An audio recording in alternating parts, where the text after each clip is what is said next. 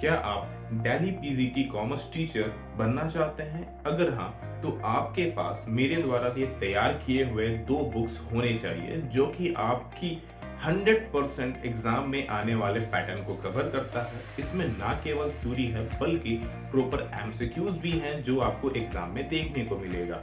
और ना केवल मैं आपको ये बुक प्रोवाइड करवाऊंगा बल्कि मैं आप लोगों को प्रॉपर तरीके से ये रीड भी करवाऊंगा जिससे आपका एग्जाम ना केवल क्लियर हो बल्कि आपका जॉब आपके पास हो।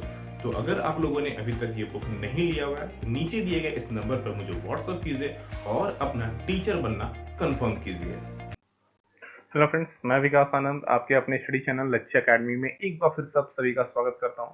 कॉमर्स की one of the most important MCQs 1000 MCQs जो कि पूरी सीरीज चल रही है, जो कि 90% से ज़्यादा स्कोर के लिए आपको टारगेट रखते हुए चल रहे हैं हम लोग, जो कि आपके नेट जेआरएफ पीजीटी 2020 साथ ही साथ 2021 में होने वाले सभी एग्जाम्स को पूरे पर कवर करेगी।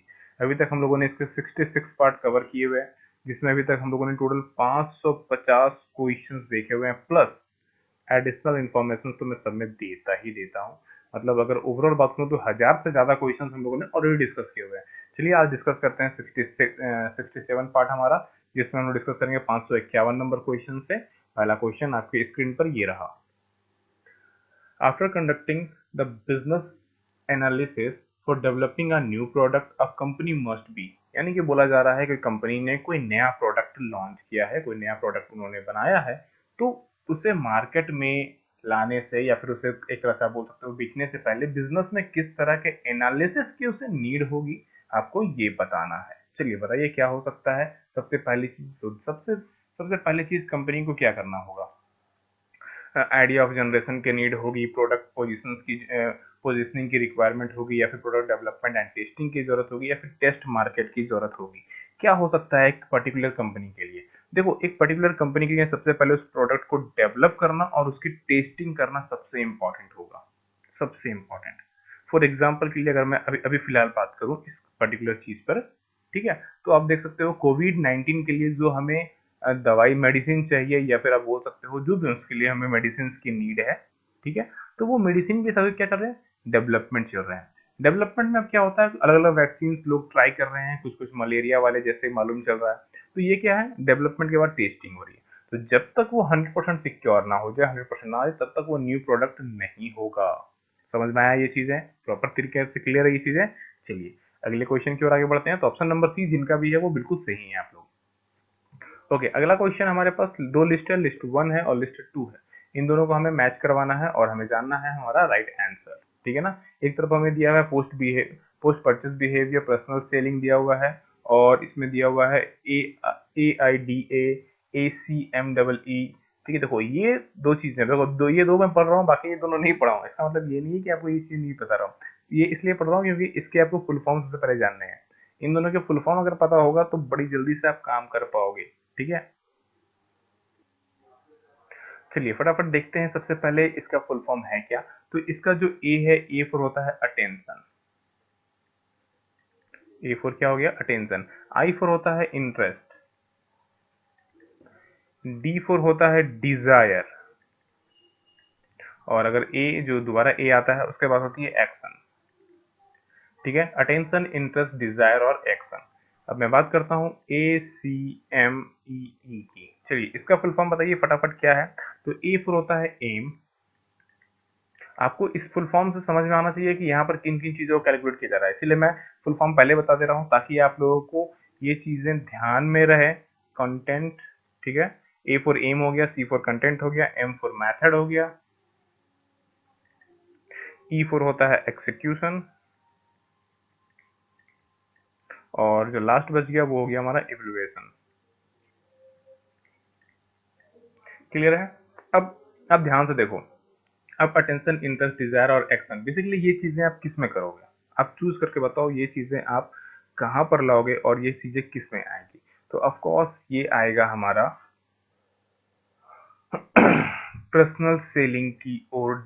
ये अपने आप को डिफाइन करता है, किसको दिखाता है, ये हमें पर्सनल सेलिंग को रिप्रेजेंट कर रहा है।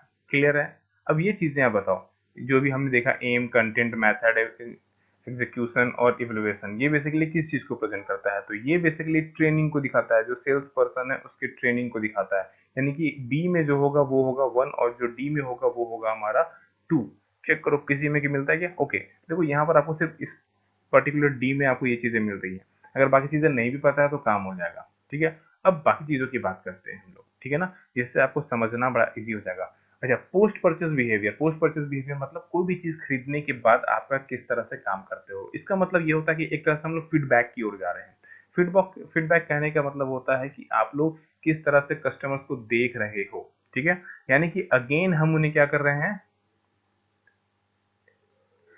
Cognitive dishonour. हम लोग यहाँ पर चेक कर रहे हैं कि भैया आप क्या कर रहे हो, नहीं कर रहे हो।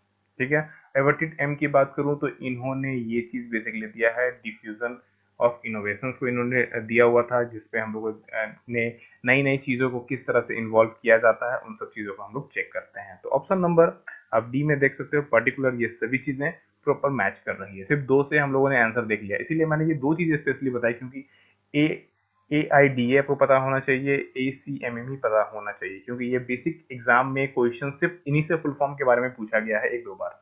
ठीक है, चलिए अगले क्वेश्चन की ओर आगे बढ़ा जाए। अगला क्वेश्चन है हमारे पास, which type of retail store generally has the highest operating cost. हमें बताना है कि यहाँ जिस टाइप के हमारे पास रिटेल स्टोर दिए हुए हैं उनमें से सबसे ज्यादा ऑपरेटिंग कॉस्ट किसका हो सकता है?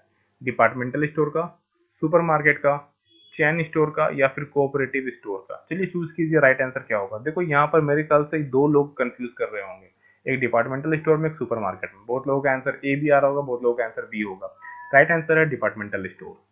दोनों में क्या डिफरेंस है आप पता करो और कमेंट करके बताओ कि डिपार्टमेंटल स्टोर और सुपरमार्केट में क्या डिफरेंस होता है। ठीक है ना, यानी कि departmental store versus supermarket supermarket. ठीक है, इन दोनों में बेसिकली डिफरेंस क्या है कमेंट करके आपको बताना है फटाफट। सभी लोग कमेंट करो, चलो फटाफट कमेंट करो, बताओ दोनों में डिफरेंस क्या है। डिफरेंस समझ में आएगा तभी जाके आप इसका राइट आंसर दे पाओगे। ठीक है, चलिए अगले क्वेश्चन की ओर आगे बढ़ते हैं।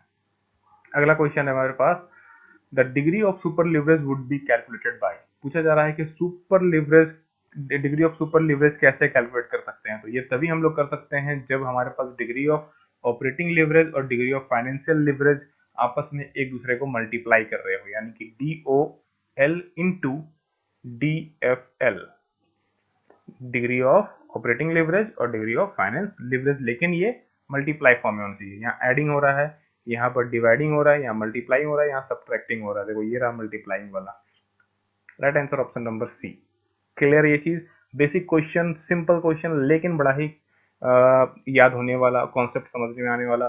दोनों क्या होता है, ड्यूएल क्या होता है, डीएफएल क्या होता है, उम्मीद है कि आपको पता होगा। नहीं पता तो गूगल करो, या फिर हमने पूरी क्लास इसके लिए ली है डिग्री ऑफ लिवरेज के बारे में, जाइए जाके सर्च कीजिए डिग्री ऑफ लिवरेज लक्ष्य अकेडमी, आपको डायरेक्टली यूट्यूब पे मिल जाएगा ये चीज। ठीक है, चलिए अगले क्वेश्चन की ओर आगे बढ़ते हैं।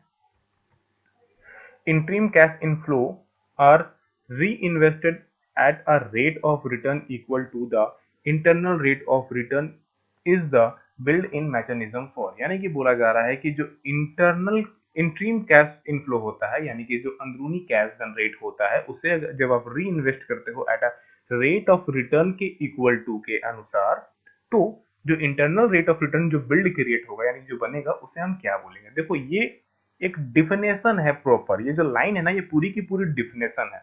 बताओ ये किसकी डिफिनेशन है? नेट प्रेजेंट वैल्यू मेथड की, इंटरनल रेट ऑफ रिटर्न की। देखो ये बड़ा ही इजी है, आप ध्यान से देखो तो एक ही चीज बार बार लिखा हुआ है, वो क्या है? Internal rate. इंट्रीम बात हो रही है, इंटरनल बात हो रही है, यानी कि इंटरनल रेट ऑफ रिटर्न के मेथड के बारे में बात हुई है। बिना किसी सोच समझ के यार टिक मारो, प्रॉफिटेबिलिटी इंडेक्स मेथड तो हो नहीं सकता, नन ऑफ द अबव में आप मारना नहीं है। तो बचता क्या? B number. क्लियर है? ये थे हमारे 5 क्वेश्चंस। 5 में से आपने कितने स्कोर किए कमेंट करके जरूर बताइएगा। और जिन्होंने अभी तक क्विज अटेम्प्ट करना स्टार्ट नहीं किया है, जाइए और देख लो जो क्विजेस के, जो प्रीमियम क्विजेस के जो प्लान थे, जो हमारा अल्टीमेट प्लान था और जो हमारा प्रो प्लान था, इन दोनों के जो प्राइजेस जो अभी फिलहाल 80% तक छूट चल रहे हैं, 80% जो ऑफ चल रहा है, ये फिलहाल आप लोगों का 15 तारीख तक रहने वाला है, सिर्फ और सिर्फ 15 जून तक। उसके बाद इसकी प्राइजेस अगेन ग्रो हो जाएगी, बढ़ जाएगी सबकी प्राइजेस। तो जिन्होंने नहीं लिया है प्रीमियम प्लान, जाके ले लो। अदरवाइज बाद में मत बोलना कि सर प्राइस तो बढ़ गई। ठीक है, चलो फिर मिलता हूँ आप लोगों से, तब तक के लिए आप लोग पढ़ते रहना। आप सभी लोगों को राधे राधे।